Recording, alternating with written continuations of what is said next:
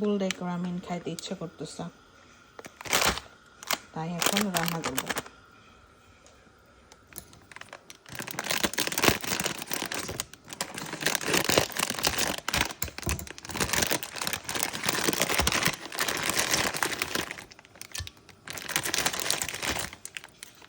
দুটো বের করে নিলাম,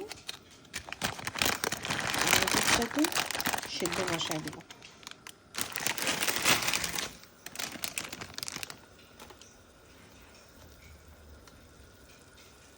সিদ্ধ হয়ে গেছে, এখন এটাকে নামাই নিব।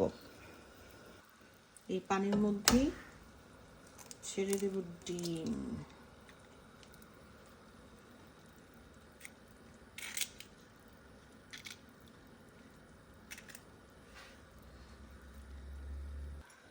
ডিমের উপরে হালকা একটু লবণ দিয়ে দিলাম।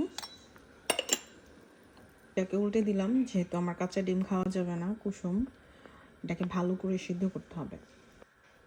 দিয়ে দেব অল্প একটু অলিভ অয়েল, দিয়ে দেবো এখানে নুডলস। নুডলস একদম জমে জমে গেছে।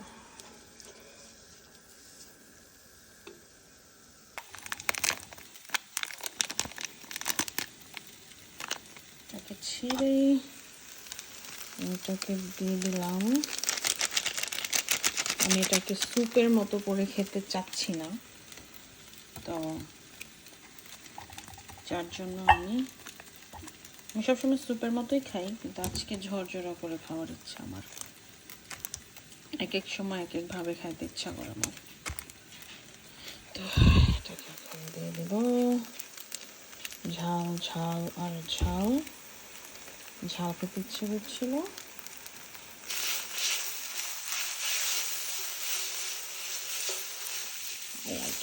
ঝাল ঝাল খাবো আজকে। কিন্তু হয়ে গেছে গা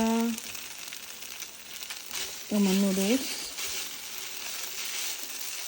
দেখতেই পারতেছেন সুন্দর হয়েছে। এতে নামিয়ে ফেলবো।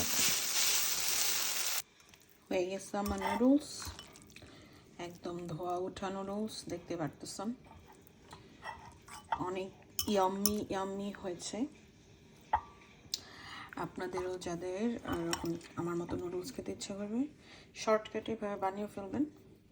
চাইলে স্যুপের মতো রাখতে পারেন, চাইলে আবার আমার মতো স্টির ফ্রাই করে খেতে পারেন।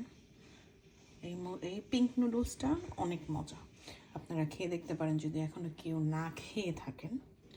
আর এখানেই আজকের মতো আল্লাহ হাফেজ। ভালো লাগলে সবার সাথে ভিডিওটা শেয়ার করতে ভুলবেন না। লাইক কমেন্ট তো অবশ্যই করবেন।